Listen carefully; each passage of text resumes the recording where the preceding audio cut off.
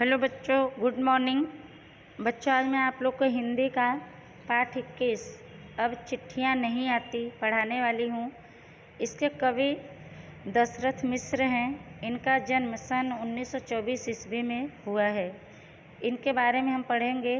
दशरथ मिश्र का जन्म उत्तर प्रदेश के गोरखपुर जिले में स्थित डुमरी गांव में हुआ। 3 भाई बहनों में आप सबसे छोटे हैं। मिश्र जी की आरंभिक यानी शुरुआत की शिक्षा गांव के एक स्कूल में हुई। बाद में वे वाराणसी चले गए, जहां उन्होंने आगे की पढ़ाई करके काशी हिंदू विश्वविद्यालय से पीएचडी की उपाधि यानी पदवी प्राप्त की। सन 1956 से 1964 तक 60 वर्ष तक आपने गुजरात के बड़ोदरा तथा अहमदाबाद में शिक्षण कार्य किया यानी पढ़ाने का काम किया। तत्पश्चात यानी उसके बाद दिल्ली विश्वविद्यालय में चले गए। सेवानिवृत्त होकर दिल्ली में रह रहे हैं। मिश्र जी की साहित्यिक प्रतिभा बहुआयामी है। कविता, निबंध, कहानी, उपन्यास, यात्रावृत्त, संस्मरण तथा आलोचना आदि विधाओं में उनका महत्वपूर्ण प्रदान है। पथ के गीत, बेरंग बेनाम चिट्ठियाँ, पक गई है धूप, कंधे पर सूरज, जुलूस कहाँ जा रहा है, आगे कुछ नहीं बोलती, बारिश में भीगते बच्चे, आग की हंसी इत्यादि उल्लेखनीय काव्य संग्रह है। मिश्र जी की अनेक कृतियाँ साहित्यिक अकादमिक संस्थाओं द्वारा पुरस्कृत हुई है। उन्हें दयावती मोदी कवि शेखर सम्मान, व्यास सम्मान प्राप्त हुआ है। दूरसंचार के अत्याधुनिक उपकरणों के कारण भले ही समाचारों का शीघ्र आदान प्रदान अत्यंत सुलभ बना है, किंतु पत्रों का जो महत्व था वह कम नहीं हुआ।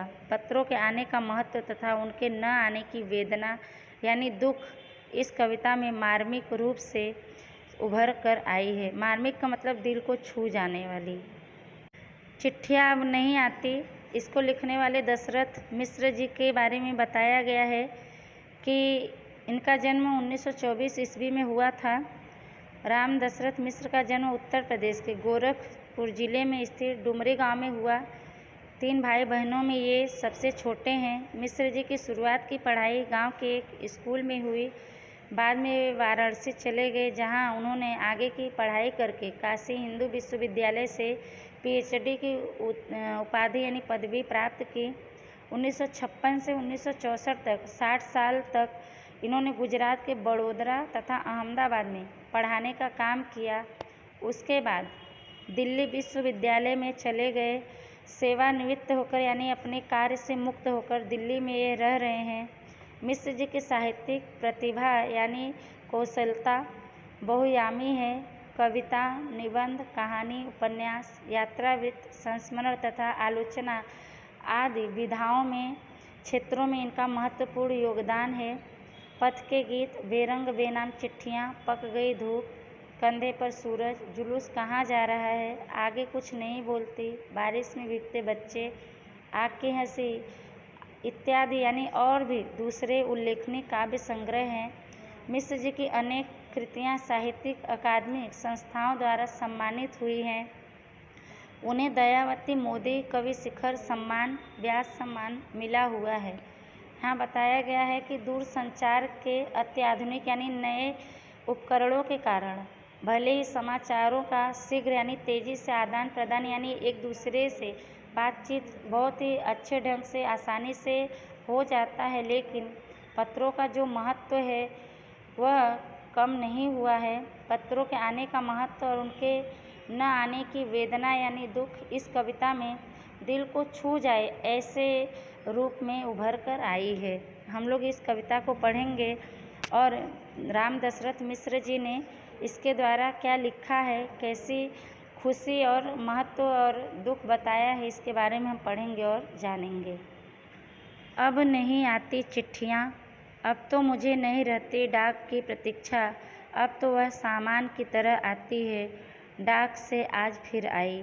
कुछ छोटी बड़ी पत्रिकाएं, कुछ अनचाही पुस्तकें, कुछ गोष्ठियों के निमंत्रण पत्र, टेलीफोन का बिल, पर नहीं आई कोई चिट्ठी।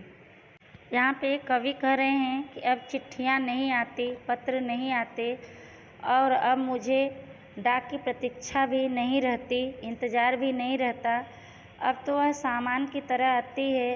डाक से आज फिर से कुछ आई है, कुछ छोटी बड़ी जिनमें पत्रिकाएं हैं, कुछ अनचाही यानी जो हम नहीं चाहते ऐसी पुस्तकें हैं, किताब हैं, कुछ गोष्ठियों यानी सभा के मंडलों के निमंत्रण यानी आमंत्रण पत्र हैं, टेलीफोन का बिल है, पर नहीं आई कोई चिट्ठी।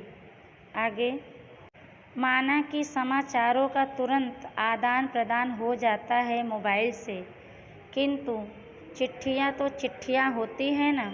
आदमी के अंतरतम की गहरी पुकार उसकी उंगलियों में उतर जाती है स्पंदन बनकर। वही स्पंदन लेखनी में समा जाता है। लेखनी रचने लगती है आत्मा का संवाद भिन्न भिन्न आकारों में। चिट्ठी कागज़ का टुकड़ा न रहकर आदमी का व्यक्तित्व यानी पहचान बन जाती है। कभी यहाँ पे कहते हैं कि ये हम मानते हैं कि समाचारों का, खबरों का तुरंत यानी जल्दी से आदान प्रदान हो जाता है, एक दूसरे से बातचीत हो जाती है, एक दूसरे की बातें हम लोग सुनते हैं और अपनी बातें कहते हैं मोबाइल के द्वारा। लेकिन चिट्ठियाँ तो चिट्ठियाँ होती है ना। चिट्ठियाँ का तो अपना अलग ही महत्व है, अपना अलग ही स्थान है। आदमी के अंतरतम यानी अंदर की भावनाओं की गहरी पुकार, गहरी सोच उनकी उंगलियों में उतर जाती है स्पंदन बनकर, यानी धीरे धीरे कांपना। स्पंदन का मतलब होता है जब हम लिखते हैं तो हमारे हाथें कांपती हैं धीरे धीरे। वही स्पंदन वही लेखनी में यानी लिखावट में समा जाती है। लेखनी रचने लगती है यानी लिखावट करने लगती है। आत्मा का संवाद, आत्मा की बातें। संवाद का मतलब होता है हमारे अंदर की, हमारे भीतर की जो बातें होती हैं, भिन्न भिन्न यानी अलग अलग आकारों में लिख जाती है। चिट्ठियाँ कागज़ का टुकड़ा न रहकर आदमी का व्यक्तित्व बन जाता है। जब उस पर लिख दिया जाता है अंतर्मन की गहरी पुकार, अपनी भावनाएं, तो वो चिट्ठी न रहकर उस आदमी का पहचान बन जाता है। आगे हम पढ़ेंगे। चिट्ठियाँ एक बार बोलकर चुप नहीं हो जाती, वे रह रहकर बतियाती हैं। बतियाने का मतलब होता है बात करना। सोई रहती हैं फिर जाग जाती हैं, समय बीतने के साथ गहराती जाती हैं। उनके होने की महक सुदूर अतीत से भी वे पुकारती हैं। वे आईना बन जाती हैं जिसमें झांक झांक कर वर्तमान अपना कल का चेहरा देखता है, और समय समय न रहकर संवेदना का प्रवाह बन जाता है।